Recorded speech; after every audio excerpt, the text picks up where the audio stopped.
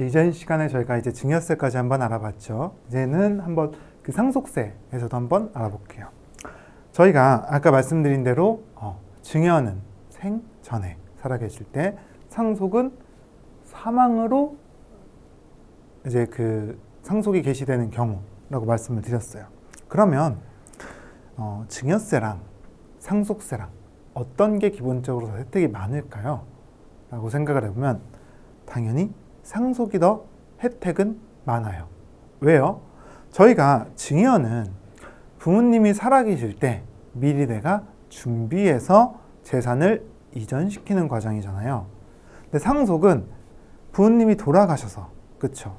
어쨌든 집안에서 좀 가장 역할을 하시던 분이 돌아가셨을 때, 그쵸? 집안이 흔들릴 수가 있겠죠. 그렇기 때문에 최대한 내가 계획하지 않은 사건에 대해서 보호를 할 수 있도록 상속에 대해서 혜택이 훨씬 더 많아요.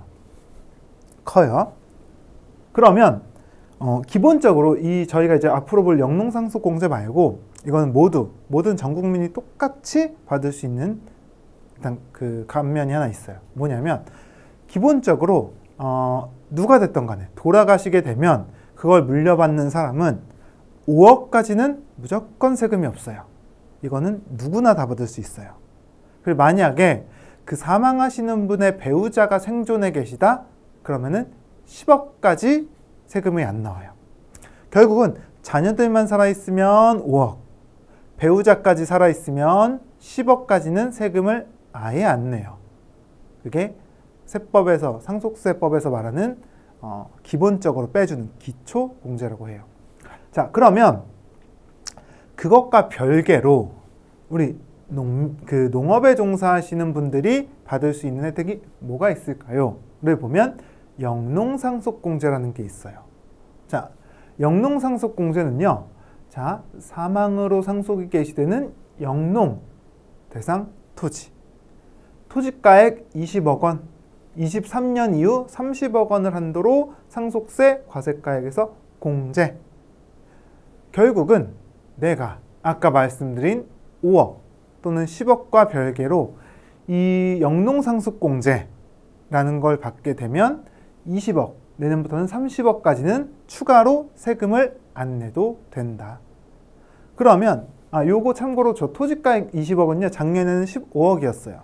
매년 계속 이거를 올려달라라고 추진을 하고 있고, 일단 내년 기준으로 해서는 저희가 30억까지는 일단 계속 요청을 해서 일단 올라간 상태예요. 그리고 이제 저희가 또 매년 조금 이제 주장을 하는 게, 이게 보시면 이 영농상속공제가 토지예요, 토지. 근데 저희가 보통 이런 축산업에 종사하시는 분들 보면 이 축사, 그리고 축사 관련 토지 말고도 어떤 게 많이 있으시죠? 소, 생물자산. 보시면 여기에는 생물자산은 포함이 안 돼요. 그렇죠. 그래서 이 부분은 어떻게 해결해야 될지에 대해서도 저희가 좀 많이 이제 고민을 하고 있어서 그 부분은 혹시 나중에 바뀌면 또 설명을 드리도록 하겠습니다. 그래서 일단은 지금 현행법상 기준으로 보면은 이 영농상속공제를 보면은 어떤 토지에 대해서 되냐라고 하면은 저희 농지, 초지 뭐 이런 거 쭉 있지만 저희는 축사, 창고 등 건축물과 그 부지. 그래서 축사 및 축사 관련 부지는 다 이 공제를 받을 수 있다라고 보시면 될 것 같아요. 자, 피상속인, 그러면은 어떤 사람이 받을 수 있냐라고 하면은 피상속인은 돌아가신 분을 얘기하는 거예요. 돌아가신 분. 상속 개시일 전 2년, 23년부터는 좀 요건이 강화돼요. 10년 이상은 적어도 하셨어야 돼요. 전부터 계속하여 영농에 종사. 그 다음 밑에 요건들 보시면 아까 어디서 많이 보던 거죠? 30km 이내에 거주해라. 아니면 인접 시군구에 거주해라. 그리고 다른 소득이 3,700만 원이 안 돼야 된다. 그럼 이제 밑에 상속인, 이거는 물려받으시는 분의 요건은 또 뭐예요? 후계농업 경영인, 뭐 이런 곳 학교에 재학 중이거나 18세 이상으로서 계속 영농에 종사하고 있거나, 나머지 밑에 요건 보시면은 똑같아요. 그래서 결국은 이 영농상속공제라는 건요, 이 자녀가 이거를 받아서 영농에 쓸 것이냐, 계속 똑같이 내가 부모님이 하던 가업을 그대로 물려받는 경우에 적용이 되는 규정이고요. 그래서 이거는 자녀가 농민에 해당되는 경우에만 적용이 돼요. 그리고 이것과 관련해서 조금 더 말씀을 드리면 한번 생각해 볼게요. 우리가 상속을 받아요. 상속을 받으면 뭐 자녀가 나 혼자다 라고 하면은 혼자 받겠죠. 근데 나 혼자가 아니에요. 형제가 있을 수 있죠. 그럼 보통 형제끼리 이제 딱 부모님이 돌아가시게 되면은 상속받을 거 가지고 얘기를 나눌 거예요. 아, 형, 이제 이거 우리 재산을 어떤 식으로 나눠가면 좋을까? 형이 얘기해요. 아, 그냥 우리 절반씩 가져가자. 이제 그렇게 얘기할 수 있겠죠. 그럼 동생도 그래 알겠어 하고 그럼 우리 절반씩 가져가는 걸로 하자 라고 하고 나서 그렇게 하기로 결정을 했어요.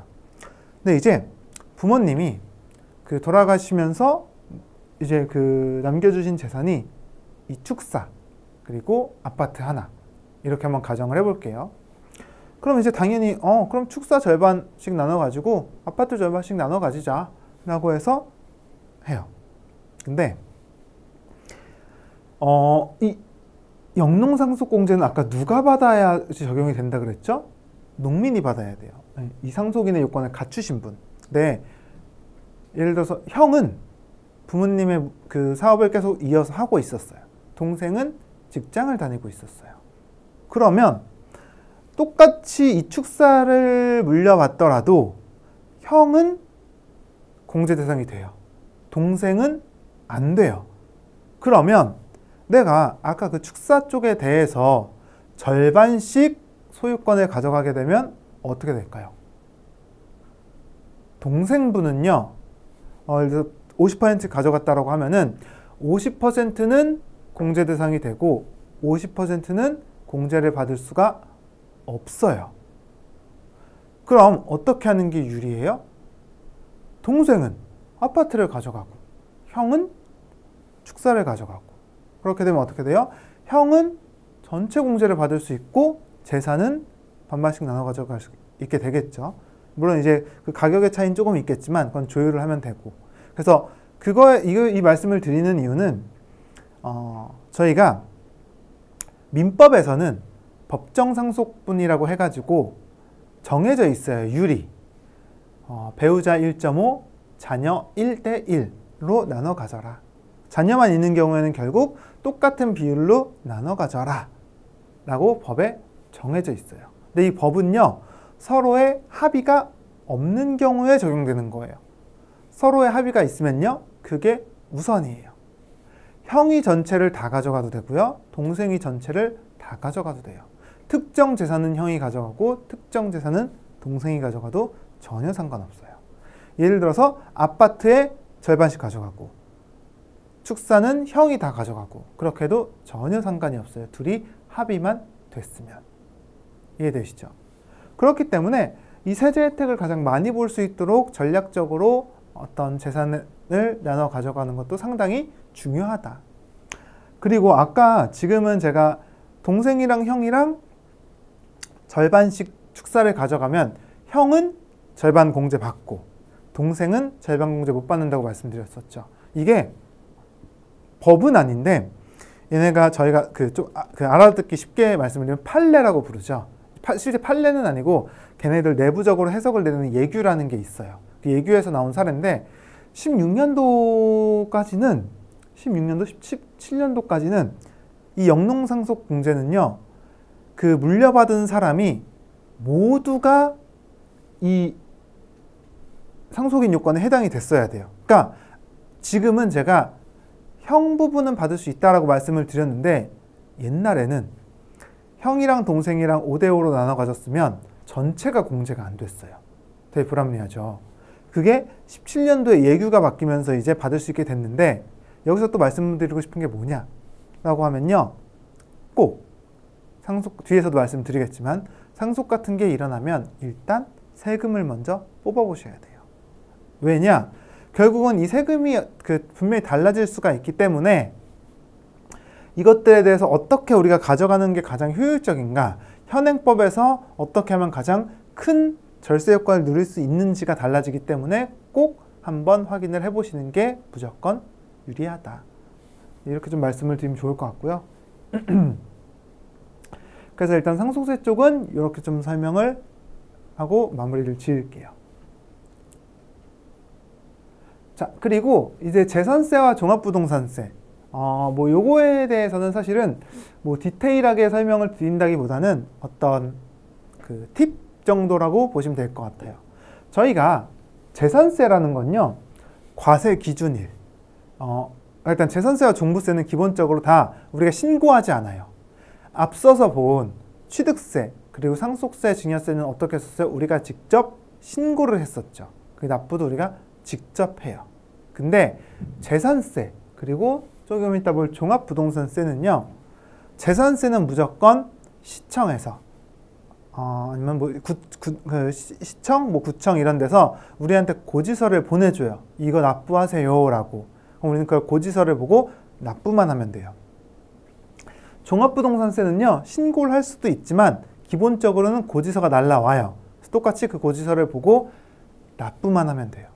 그래서 우리가 하는 건 크게 없어요. 그럼 이거 왜 준비를 했냐라고 하면은 일단 내가 이런 세금을 내는 거다 정도만 이해를 하시고 약간의 팁을 드리기 위해서 좀 준비를 해봤어요. 자, 재산세는요, 과세 기준일 6월 1일이에요. 현재 토지를 소유하고 있는 자에게 부과하는 지방세이다. 재산세는 특정 종합합산, 별도합산, 분리과세 대상으로 나눠진다. 이 밑에 건 안 중요하고요. 세율도 그냥 한번 보시면 돼요. 전혀 안 중요해요. 자, 그리고 한번 종합부동산세도 한번 볼게요. 바로 이어서 종합부동산세는 과세 기준일 6월 1일 또 현재 토지를 소유하고 있는 자에게 부과하는 국세이다.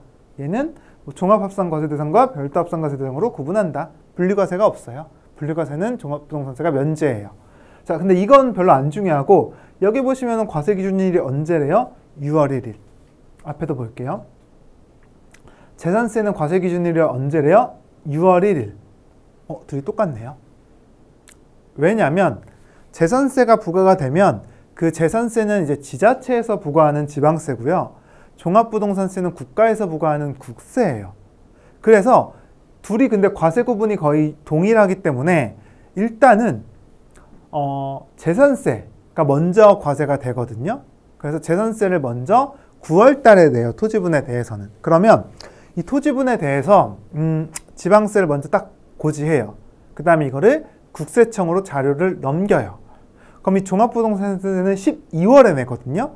그때 시청, 지자체에서 받은 자료를 그 기반으로 해서 종합부동산세를 부과하는 거예요.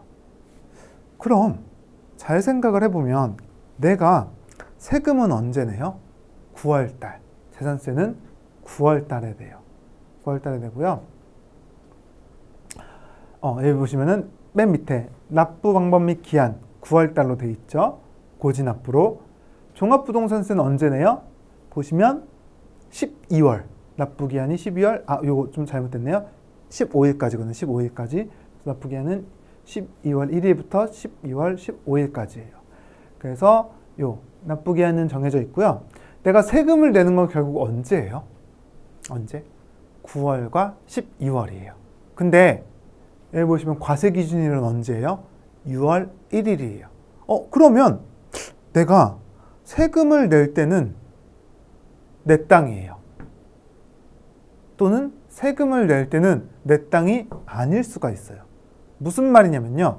내가 올해 6월 2일에 이 땅을 샀어요. 그럼 9월 달 말, 12월 달 말엔 땅 누가 가지고 있어요? 내가 가지고 있어요. 근데 세금은 누가 내요? 난 6월 2일에 샀죠. 6월 1일까지는 누가 가지고 있었어요? 나한테 판 매도자가 가지고 있었어요. 그럼 그 사람이 세금 내요. 땅 주인은 난데. 반대로 그 매도하신 분 입장에서는 뭐지? 난 내 땅도 아닌데 왜 나한테 세금을 부과하지? 라고 될 수가 있어요. 그럼 이제 여기서 말씀드릴 수 있는 건 뭐냐? 자, 혹시라도 부동산을 취득하실 계획이 있다. 토지를 취득하실 계획이 있다.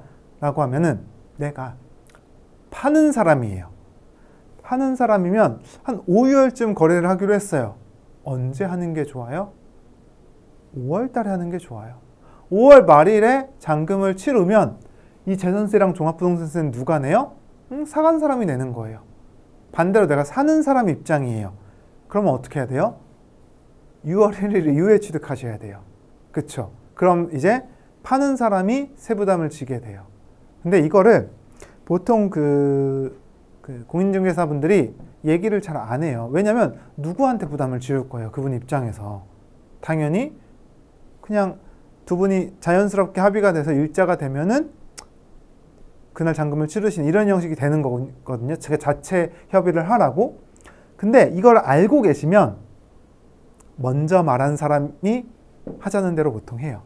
그래서 내가 사는 사람 입장이면 사는 사람 입장에 예를 들어서 5월쯤에 잔금 치르시죠 하면은 그럼 5월 말일로 해요 라고 내가 얘기하면은 그래요 하고 보통 진행이 돼요. 반대로 내가 그 파는 사람 입장이다라고 하면은 그러니까 사는 사람 입장이라고 하면은 한 6월 1일 날 잔금 치르죠 하면은 그래요 하고 끝낼 수가 있는 거예요. 그래서 보통 내가 이걸 알고 있으면 금액이 이제 클 수도 있고 작을 수도 있지만 그 당해년도 재산세와 종합부동산세 부담을 조금 완화시킬 수 있다. 그래서 요거는 그냥 팁 정도 부동산 취득을 하실 때 재산세와 종부세는 6월 1일 기준으로 나오고 그렇기 때문에 내가 매도자라면 파는 사람이라면 빨리 팔아야 되고 사는 사람이라면 조금 천천히 사는 게 좋다. 6월 1일 기준을 전후로 해서. 요거는 이제 그 부분만 좀 알고 넘어가시면 될 것 같아요. 자, 그리고 이제 저희가 이제 취득 단계에서 발생하는 세금은 끝이 났고요. 저희가 사업 단계에서 발생하는 세제 혜택을 한번 볼게요. 저희가 회사를 다니면 그 급여를 받아요. 그렇죠? 은행에 돈을 맡겨두면 이자를 받아요. 주식을 샀다? 배당을 받아요. 근데 이제 그거는 다 법에 소득이 열거가 돼 있어요. 이자를 받으면 이자 소득, 배당을 받으면 배당 소득, 회사에서 일을 하고 급여를 받으면 근로소득이라고 하는 소득의 종류가 나눠져 있고요. 이제 축산업을 영위하시게 되면은 다 개인 사업을 하시는 거죠. 그래서 사업 소득이라는 게 발생을 해요. 자, 이자를 줄 땐, 그러니까 이자에 관해서는요, 특정 금액이 넘어가지 않으면 이자 배당은 다 회사에서 주는 거죠. 그렇기 때문에 회사에서 미리 세금을 떼고 줘요. 근로소득은요, 회사에서 다 세금 떼고 줘요. 그러니까 내가 특별히 할 게 없는 경우가 많아요. 예외적인 경우를 제외하고. 근데 사업은요, 어때요? 내가 직접 사업을 영위하는 거죠. 누가 세금을 미리 해줄 수가 없어요. 결국은 이 세금은 내가 직접 신고 납부를 해야 돼요. 그럼 어떻게 신고 납부를 하느냐라고 하면은, 자, 사업을 영위하는 경우에는 사업에서 발생하는 사업소득을 소득이 발생한 다음 해에 5월 31일까지 소득세를 신고 납부. 자, 작물재배업 및 농업인이 요거는 한번 좀 이따 볼 거고요. 그리고 비과세 소득이 있더라도 종합소득세 신고 의무는 있음. 자, 결국 무슨 말이냐면요. 내가 올해 소득에 대해서는 사업소득이 발생하면 내년까지 무조건 신고 납부를 해야 된다. 언제? 5월 달에. 자, 그리고 이제 이건 조금 다른 얘기인데, 농민분들 중에서 사업자 등록을 안 하시는 분들이 많이 계세요. 사업자 등록을 왜 안 하세요? 라고 하면은, 이제, 옛날부터 안 했었다. 그래서, 그러시구나 해서, 세법에서는 농민들과 거래를 하게 되면은 그분들이 증빙을 발행 안 해도 매입으로 인정을 해줘요. 왜냐면 지금 말씀드린 대로 사업자 등록을 안 하시는 어떤 중소농가분들이 많이 있기 때문에 그럴 수 있어요. 근데 이제 그럼 소득세 신고도 안 해도 되냐라고 하면은 그건 아니에요. 사업자 등록과 무관하게 내가 소득이 생기면 소득세 신고는 무조건 해야 되고요. 그래서 소득세 신고를 안 하면 나중에 문제가 될 수가 있어요. 그럼 이제 소득세 신고를 해야 되면 농민들은 소득세 신고를 어떤 식으로 좀 혜택을 볼 수 있느냐에 대해서 말씀을 드릴게요. 자, 농민들은요, 사업소득에 대해서 비과세되는 규정이 있어요. 자, 농가 부업소득에 대한 비과세. 부업 규모 축산 및 농가 부업 소득에 대해서는 비과세를 적용. 비과세 금액은요, 부업 규모 축산 플러스 3천만 원이에요. 자, 그러면 부업 규모 축산은 조금 이따 보고요. 이 농가 부업이 뭔지에 대해서 한번 볼게요. 자, 부업 규모 축산 외에 아래의 농가 부업, 그리고 부업 규모 축산 초과분도 포함이에요. 좀 이따 말씀드릴게요. 에서 발생하는 소득은 3천만 원까지 소득세를 비과세. 그냥 내가 그 농업에 종사하면서 부수적으로 부업으로 이런 것도 한다. 공용품 제조도 하고 민박도 하고 뭐 음식도 좀 팔고 뭐 전통차도 제조하고 뭐 이런 것들에 대해서는 세금을 안 내도 돼요. 얼마까지? 3천만 원까지. 그래서 이거에 대해서 한번 민박을 기준으로 설명을 드리면, 예를 들어서 내가 농민이 해당이 되게 되면 보통 저희 민박이라고 하면 숙박업으로 등록을 해요. 숙박업으로 등록을 하는데 저희가 숙박업으로 등록을 하는 건 똑같아요. 근데 차이점이 뭐냐? 아마 시군구청에 가셔가지고 제가 농민이에요. 그래서 이 농어촌, 이 농가 부업에 해당하는 사업자 등록을 하고 싶어요 라고 하면은 어떤 걸 주냐면요, 그 농어촌 민박 허가증이라는 걸 줘요. 그래서 그 농어촌 민박 허가를 받으시면은 이 농가 부업에 해당이 되고, 거기서 뭔가 어떤 손님들을 받아서 민박을 하시면은, 그쵸? 그럼 그런 경우에는 이 세금을 3천만 원까지는 비과세를 받으실 수 있다. 그래서 요거는 이제 부업과 관련된 얘기고요. 또 우리는 가장 메인이 뭐예요? 축산업. 그럼 이 축산업과 관련해서 우리가 받을 수 있는 혜택은 뭐가 있냐라고 하면은, 일정 규모, 부업 규모 축산에 대해서는 세금을 안 내게 해줘요. 그럼 그 부업 규모 축산이 어느 정도인지 봐야 되겠죠. 요거예요. 자, 부업 규모 축산, 소득세가 비과세되는 부업 규모의 축산은 아래의 표와 같다. 자, 젖소 50마리, 소 뭐 한우겠죠? 50마리, 돼지 700마리, 이런 식으로 쭉 있고요. 이 규모 이하의 이 규모 이하에 해당이 되게 되면은 소득세를 아예 안 내요. 그럼 이 50마리는 어떻게 따지나요? 라고 얘기를 하면은, 소 기준으로 보면 성축을 기준으로 하고요. 육성호 같은 경우에는 2마리 1마리로 봐요. 그리고 내가 젖소도 키우고 뭐 한우도 키운다 라고 하면 얘는 축종별로 봐요. 그래서 젖소 50마리 따로, 한우 50마리 따로 라고 보시면 될 것 같고요. 그리고 50마리 그럼 언제 기준이에요? 라고 하면은, 아까 우리가 세금을 언제 기준으로 낸다고 했죠? 1년을 합산해서 다음에 5월 달에 낸다고 했었죠? 그래서 1월 말일, 2월 말일, 3월 말일, 4월 말일 쭉 해서 12월 말일까지 해서 12달을 평균을 내요. 말 기준으로. 해서 평균을 내서 이 마리수 이하면은 세금을 안 낸다. 그럼 갑자기 또 궁금한 게 생겨요. 이 마리수가 60마리면 어떻게 될까요? 60마리. 50마리까지는 세금 안 낸다고 했는데 60마리면요? 초과분 10마리에 대해서만 내요. 예를 들어서 내가 연매출이 뭐 6억이었다 라고 하면은 50마리 분을 따지면 얼마예요? 5억이겠죠. 60마리, 그 나머지 10마리 분은요 1억이겠죠. 그럼 1억에 대해서만 세금을 내면 된다. 여기까지 이해가 되시죠? 그래서 혹시라도 이 규모 이하라고 하면은 무조건 소득세 신고하는 게 유리해요. 왜냐면 어차피 세금은 없고 무조건 이 소득증명이 될 수 있기 때문에. 자, 그래서 이 사업소득에 대해서는 뭐 이 정도만 말씀드리면 될 것 같고, 그 다음에 그러면 우리가 아까 1억에 대해서 60마리가 되면 1억에 대해서 세금을 내야 된다고 말씀드렸죠. 그럼 세금 다 내야 되냐? 라고 하면 그건 아니에요. 저희가 1억의 매출에 대해서 세금을 낸다라고 하면 들어간 원가들이 있겠죠. 사료값도 있을 거고, 뭐 이제 유지비도 있을 거고. 그런 것들을 다 빼고 나서 소득에 대해서 세금을 내는 거예요. 근데 그 세금을 내서 세액이 딱 나왔어요. 근데 세금을 내는데 너무 많은 거예요. 그럼 어떻게 돼요? 이 중소기업에 대한 특별세액 감면이라는 것도 받을 수 있어요. 얘는 뭐냐면, 중소기업 중 감면업종을 경영하는 기업에 대해서는 해당 사업장에서 발생한 소득에 대한 소득세 또는 법인세의 감면 비율을 곱하여 계산한 세액 상당량을 감면한다. 말이 어렵죠? 그냥 우리가 축산업을 하고 있으면 세금을 좀 깎아주겠다 해요. 세금 100만 원이 나왔으면 70만 원을 내게 할 수 있고 95만 원을 내게 할 수도 있고 율은 조금 달라질 수 있지만 세금을 깎아주겠다.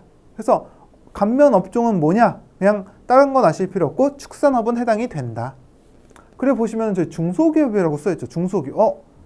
저는 기업이 아닌데요. 개인 사업을 하는데요. 라고 말씀하실 수 있겠죠. 근데 이 중소기업에는요. 개인 사업자와 법인 사업자 다 포함돼요. 그리고 뭐 밑에 요건들은 커요. 크기 때문에 사실은 웬만하면은 다 이 중소기업에 해당이 된다. 그 감면 비율 같은 경우에는요. 소기업, 뭐 중기업 어떤 그리고 수도권에 따라서 그러니까 최소 5%에서 30%까지 감면이 돼요. 그러니까 내가 세금을 100만 원 나왔다라고 하면은 특정 요건을 갖추면은 최대 30만 원까지 감면을 받을 수 있다는 거예요. 그래서 감면 한도액은 최대 1억 원 정도고요. 그래서 이것도 우리가 혹시라도 소득신고를 하실 때 세금이 나왔다라고 하면은 감면 받을 수 있다. 이거에 대해서는 크게 막 뭐 집중적으로 설명드리지 않는 이유는 저희는 그냥 이 정도가 알고 있다만 되고 실제로 신고를 하실 때는 다 이제 그 세무사분들을 통해서 보통 신고를 하시기 때문에 그분들이 잘 처리를 해주신다. 그렇게 좀 알고 넘어가시면 될 것 같아요. 자, 그리고 요 부분에 대해서도 이것도 사실 크게 중요한 건 아닌데 부가치 영세율. 저희는 영농자재 같은 걸 구매를 하시면 원래 모든 물건을 구매를 할 때는 부가세라는 게 붙어요. 10%의 부가세를 내야 되고요. 영농자재도 원칙적으로는 다 부가세를 내요. 그래서 일반인들이 영농자재를 사면은 다 10%가 붙어서 부가세를 포함해서 물건을 사요. 근데 농민이 영농에 사용하기 위하여 구입하는 특정 영농자재는 다 영세율이에요. 부가세를 안 내요. 이거는 뭐 내가 특별히 신고하고 이런 건 아니고 아마 그 지역 농축협에서 물건들을 구매하시면 아니면은 뭐 이제 기자재 같은 거 구매하시면 이런 혜택들은 다 자동적으로 보고 계실 거예요. 그렇기 때문에 이 부분에 대해서는 뭐 어떻게 내가 뭐 받아야 되지? 라고 생각하실 필요는 없고 내가 이런 어떤 영세율을 적용받고 있구나. 부가세를 안 내고 물건을 사고 있었구나. 정도만 알고 계시면 될 것 같아요. 그래서 관심 있으시면 밑에는 읽어보시면 되고 그냥 이런 걸 하고 있다. 정도만 아시면 될 것 같아요. 자, 그리고 이제 마지막으로 양도단계 세제 혜택. 이 부분도 아주 중요해요. 아주 중요해요. 자, 그럼 이제 우리가 취득 단계에서 뭐 봤죠? 취득세. 그리고 취득하는 방법이 또 뭐가 있었어요? 상속 또는 증여를 받아서 취득하는 경우가 있었어요. 그리고 이 취득한 자산을 기반으로 해가지고 내가 사업을 영위했어요. 그 사업을 영위한 다음에 마지막으로 이 자산에 대해서 처분하는 절차를 거치게 되겠죠. 그럼 그때 받는 세제 혜택은 뭐가 있을까? 일단 양도소득세가 뭐냐라고 말씀을 드리면 아까도 말씀드리긴 했지만 우리가 토지 등을 양도하는 경우 양도가액, 내가 판 가격에서 취득가액 및 필요경비 얼마 주고 사왔어? 그거 빼줄게. 제외하고 나서 발생하는 양도소득에 대해서는 양도소득세라는 거를 내야 돼요. 토지 등인 이 양도소득세는요. 그 토지 등을 양도한 다음에 2개월 이내에 말일로부터 2개월 이내에 신고 납부를 직접 해야 돼요. 세율에 보면 얘도 상당히 높아요. 그리고 저희가 양도소득세는 기본적으로 금액이 커요. 왜냐하면 내가 몇십 년 동안 보유하던 토지를 나눠서 파는 게 아니라 한 번에 팔기 때문에 기본적으로 차익이 클 수밖에 없고 그렇기 때문에 세율이 기본적으로 아주 높게 적용이 돼요. 그래서 양도소득세는 기본적으로 내가 한 10억 정도의 물건을 팔았다라고 하면은 뭐 진짜 특이하게 비싸게 주고 산 게 아닌 이상은 한 3억 정도의 세금을 부담하게 되는 경우가 가장 흔해요. 그렇기 때문에 이 세금을 어떻게 줄여나갈 거에 대해서는 좀 고민을 해볼 필요가 있겠죠. 자, 그래서 우리가 그러면 어떤 식으로 이 세금을 줄여나갈 수 있냐라고 말씀을 드리면, 자, 8년 이상, 자, 이건 축산업에 해당되시는 경우에 적용받을 수 있는 규정이에요. 8년 이상 사용한 축사용지 양도소득세에 대한 감면이라는 게 있어요. 축사 소재지에 거주하는 거주자가 8년 이상 직접 직접 축산에 사용한 축사용지 양도시에는 100% 감면이에요. 아까 말씀드린 세법에는 100% 감면은 진짜 드물어요. 이건 상당히 큰 규정이에요. 감면 한도액은 해당 과세기간별로 1억 원, 5년간 합산 2억 원. 이것도 밑에 한번 그 요건을 보고 좀 설명을 드릴게요. 일단 이 감면 대상은 크게 중요하진 않는데 하나 보셔야 될 게 맨 밑에 보시면 저 당구장 표시로 되어 있죠. 폐업 요건이 뭐예요? 폐업 요건이 있어요. 무조건 폐업을 해야만 이 규정을 적용받을 수 있어요. 그러니까 어떤 경우에 이걸 적용받을 수 있냐? 내가 이제 축산업을 하다가 자녀한테 물려주고 이제 농장이 예를 들어서 한 두세 개가 있었어요. 3개 중에서 2개는 자녀한테 물려주고 아까 증여 그런 방식으로 물려주고 하나는 노후자금을 써야 되겠다. 그래서 이 축사는 내가 팔아서 좀 노후자금을 마련해야지 라고 하실 때 폐업을 딱 하시면서 매각을 하시면 그걸 적용받을 수 있는 거예요. 자, 그럼 이제 요거에 대해서 의미를 좀 하나씩 설명을 드릴게요. 자, 일단 8년 이상 직접 축산에 사용한 게 뭐냐? 내가 8년 전에 농지 취득을 했어요. 그리고 나서 오늘 팔았어요. 이 규정이 적용이 될까요? 몰라요. 20년 전에 농지 취득을 했어요. 오늘 이걸 팔았어요. 규정 적용이 될까요? 몰라요. 왜 몰라요? 직접 축산에 사용했다는 말은요. 내가 이 토지를 사서 축산업을 영위해야 된다는 거예요. 그러니까 예를 들어서 내가 20년 전에 산 땅을 처음에 사고 나서 한 5년 정도는 축사를 영위했어요. 중간에 힘들어서 쉬었어요. 최근에 4년 정도를 했어요. 그럼 최초 5년 하고 최근 4년 했으니까 8년 이상 썼죠. 요건에 해당이 돼요. 근데 내가 이 땅을 산 지 10년이 됐어요. 근데 좀 이런 저런 일로 좀 사업 시작하는 게 늦어가지고 실제로 내가 축산업에 사용한 건 5년밖에 안 돼요. 그럼 10년을 보유했다고 하더라도 안 돼요. 결국은 내 보유기간과 무관하게 8년 이상 직접 썼는지 그게 최근 8년일 필요는 없고요. 증명이 되는 8년이면 어느 때든 된다. 아니 그러면 이 직접 축산에 사용한 걸 어떻게 해야 되냐라고 하면은 난 썼는데요? 라고 당연히 얘기하겠죠. 근데 이게 실무적으로는 이 직접 축산에 사용했는지 여부가 가장 많이 문제가 돼요. 자, 우리가 최근 5년간 직접 축산에 사용했는지를 확인을 하려고 하면 그냥 지역 농축협 가셔가지고 나 이거 사료 구매한 거, 그 기자재 구매한 거 영수증 좀 달라 라고 얘기하시면 거기서 내역을 쭉 뽑아주세요. 그거 딱 제출을 하면요. 그러네요. 최근에 축산업 하셨네요? 라고 얘기를 해요. 근데 나 20년 전에 한 5년 이거 축산업을 했어요 라고 얘기하면요. 어떻게 확인할까요? 영수증도 안 남아있고요. 아무것도 안 남아있어요. 그래서 공무원은요. 20년 전에 축산업 하시는 거 우리는 모르겠는데요. 인정 못하겠어요. 라고 하는 경우가 많아요. 그래서 보통 어떤 식으로 증명을 하냐? 국가에서는 매년 항공사진이라는 걸 찍어요. 항공사진. 위에서 이렇게 쓱 해가지고 항공기가 돌면서 사진을 쭉 찍는 거예요. 그 항공사진은 시군구청에 가셔가지고 항공사진 좀 받아갈게요 라고 하면은 이제 그 수수료 내고 가져오실 수 있어요. 요새는 네이버나 아니면 다음 지도 같은 데서도 항공사진을 볼 수가 있어요. 최대 10년 전 것까지 볼 수 있나 그래요. 근데 시군구청은 아예 과거 연도까지 다 볼 수 있어요. 그러면 보통 저희가 농지, 그러니까 뭐 벼밭 이런 것들은 항공사진으로 증명이 돼요. 왜요? 하늘을 쓱 보니까 벼가 심어져 있네요. 지었구나. 소명이 돼요. 근데 축산업은요. 항공사진을 쓱 봤어요. 축사 그 껍데기밖에 안 보여요. 소들이 안 보여요. 그쵸? 그러면 건물 있는 건 알겠다. 근데 여기서 축산업을 하는지 안 하는지 어떻게 하냐? 공실로 놔뒀는지 우리가 어떻게 하냐? 이렇게 나오기 때문에 가장 안전하게 하시려면 아까 말씀드린 대로 내가 확실하게 증명이 되는 사료도 구매했고 뭐 기자재도 구매했고 이런 게 그 확인이 되는 8년을 채우시는 게 가장 확실하다.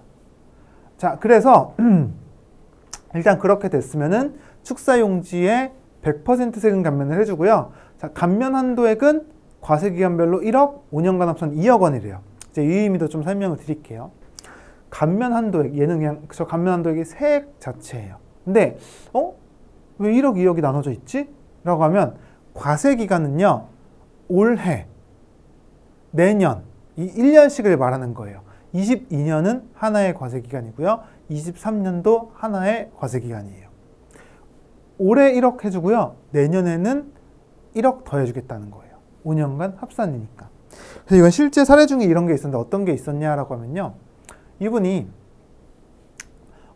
농장을 2개 가지고 계신 분이었어요. 그래서 이제 한 분한테 다 양도를 이제 하나씩 양도를 한 거예요. 그래서 사가시는 분은 이제 2분이 계셨고, 그래서 이분한테 A 농장 넘기고 저분한테 이제 B 농장 넘긴다, 이렇게 하기로 하신 거예요. 그래서 한 11월 말쯤이었나? 이렇게 해가지고 내가 이런 거 팔고 와서 세금 신고 좀 해달라. 그래서 예, 알겠습니다. 저 이제 밖에 있을 때, 회사는 아니고 했는데 그 축사용지를 2개를 파셨네요. 파시고 오셨는데 세금을 딱 계산해 보니까 한 1억 8천 정도가 나온 거예요. 근데 올해 과세기간별로 얼마까지 깎아준대요? 1억 깎아준다고 돼 있죠. 1억 원. 그래서 8천만 원 세금을 내야 되는 거예요. 근데 한번 저희가 이렇게 가정을 해볼게요. 이분이 이걸 팔기 전에 미리 와요. 미리 와서 이거 내가 이런 걸 팔려고 하는데 어떻게 하면 좋냐라고 하면은 저희 입장에서는 이거 꼭 11월 말에 파셔야 되냐? 한 달 정도만 천천히 매각하실 수 없냐? 라고 하면 어떻게 할 수가 있어요? 12월 말일 기준으로 A 농장을 팔아요. 다음에 한 이틀만 더 지나서 B 농장은 다른 분한테 파는 거니까 B 농장은 1월 2일에 팔아요. 그럼 어떻게 돼요? A 농장은 올해 과세기간에 판 거죠. B 농장은요, 내년 과세기간에 판 거죠. 그러면은 예를 들어서 두 개 다, 하나는 세금이 1억 나오고 하나는 8천 나왔다고 해볼게요. 1억 올해 걸로 감면받죠. 8천은요, 내년 걸로 감면받는 거예요. 그럼 이 결국 양도 시기만 조금 조절을 했어도 어떻게 돼요? 세금 부담이 전혀 없었을 수가 있다. 근데 등기를 하고 나면 그건 어떤 경우에도 바꿀 수가 없어요. 그래서 우리가 여기서 말씀을 드리고 싶은 건, 우리가 이 농장을 이제 팔기로 결정을 해요. 그럼 당연히 상식적인 순서는 그 공인중개사 사무실을 찾아가가지고 나 이제 농지 이거 팔려고 한다, 물건 좀 내놔달라 라고 하면은 그 분이 네 해가지고 사신다는 분이 있어요 라고 하고 그래요? 그러면은 이제 한번 뵙죠 해가지고 이거 얼마에 사실래요? 네, 이렇게 할게요. 그럼 계약서 체결해요. 계약서 쓰시고 자금까지 다 치르고 등기가 다 끝났구나. 맞아, 나 이거 세금 내야지 하고 이제 세무사 사무실을 찾아가셔가지고 세금 내주세요 라고 하는 게 순서에 맞아요. 그렇죠? 당연히 그렇잖아요. 순서상 판 다음에 세금을 내는 거니까. 근데 꼭 이런 양도 같은 걸 하시기 전에는 미리 세금을 뽑아보세요. 아까 상속 때도 말씀드렸죠. 그러면 이거 잔금 시기만 좀 조절을 해도, 소유권 이전 시기만 좀 조절을 해도 이런 세제 혜택들이 있어요. 아니, 한 달만 늦게 팔았으면 세금이 8천만 원이 깎이는데, 그쵸? 이런 것들을 놓칠 수가 있으니까 반드시 상속, 증여, 양도, 아니면 기타 부동산 취득 같은 걸 하실 때는 무조건 세금을 먼저 확인하신 다음에 하시는 게 좋다. 이 부분에 대해서 또 하나만 더 설명을 드리면, 양도 같은 경우에는요, 한번 그런 걸 가정을 해볼게요. 내가 부모님이 계속 사용하시던 축사를 물려받은 거예요. 그러고 나서 내가 이제 하다가 양도를 하려고 해요. 그러면 부모님이 10년을 넘게 축산업에 종사하셨어요. 나는 이제 한 3년 된 거예요. 그럼 내가 팔면 아까 직접 축산에 몇 년 이상 써야 된다 그랬어요? 8년 이상 써야 된다 그랬죠. 나는 몇 년밖에 안 썼어요? 3년밖에 안 썼어요. 억울하잖아요. 그래서 첫 번째 거 요즘 상속인이, 이제 물려받은 사람이 상속받은 축사 용지를 1년 이상 계속하여 축산에 사용하는 경우에는 피상속인의, 돌아가신 분, 물려주신 분의 취득일부터 사용한 것으로 본다. 무슨 말이에요? 부모님이 축산에 사용하신 기간도 내 걸로 인정을 해준다. 아까 부모님 10년을 하셨으니까 나는 몇 년 한 사람이 되는 거예요? 부모님 거 10년, 내 거 3년을 합쳐서 13년을 쓴 사람이 된다. 이해되시죠? 근데 여기서 조금만 더 깊이 들어가면 상속받은 축사용지, 앞에서 뭐 봤었어요?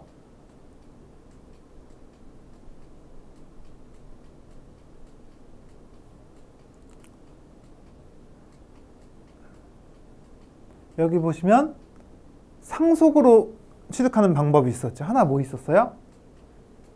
증여로 취득하는 방법이 있었죠. 저 양도소득세가 혹시라도 그 자녀분이 물려받으신 경우에 8년을 채우는 요건에 상속인 경우에는 부모님의 경작기간을 인정을 해주지만 증여인 경우에는 안 돼요. 그러니까 혹시라도 이 증여를 받은 다음에 당연히 8년 이상을 경작을 따로 축산업을 하셔야 되는 거고, 그게 아닌 경우에는 인정받을 수가 없어요. 그래서 여기까지 알고 계시면 좋다. 그래서 일단은 오늘 했던 것들을 쭉 한번 정리를 해드리면은 꼭 알고 가셔야 되는 부분 뭐가 있었어요? 첫 번째로 내가 농지 취득을 하면 50% 감면을 받을 수 있다. 취득세를. 그렇기 때문에 50% 감면은 직접 신고해야 되는 항목이기 때문에 꼭 내가 부동산을 취득할 때 그 취득세 신고서를 한번 확인해 보시는 게 좋다. 혹시라도 5년 전 것까지는 돌려받을 수 있으니까 5년 이내에 농지를 취득하신 적이 있다라고 하면은 한번 확인해 보시면 좋다. 두 번째는 증여세 감면이 있었죠. 증여세는 보니까 땅값은 계속 올라간다. 그리고 5년간 기준으로 세금을 1억씩 깎아주기 때문에 미리 좀 증여하면 좋을 수 있겠구나. 상속 같은 경우에는 상속이 일어나게 되면은 보통은 이제 1대1로 나눠 가지게 되는데 혹시라도 이런 전략적인 의사결정을 통해서 세액을 줄일 수 있다. 마지막으로 양도 단계에서는 8년 이상 작용을 하게 되면은 감면을 받게 된다.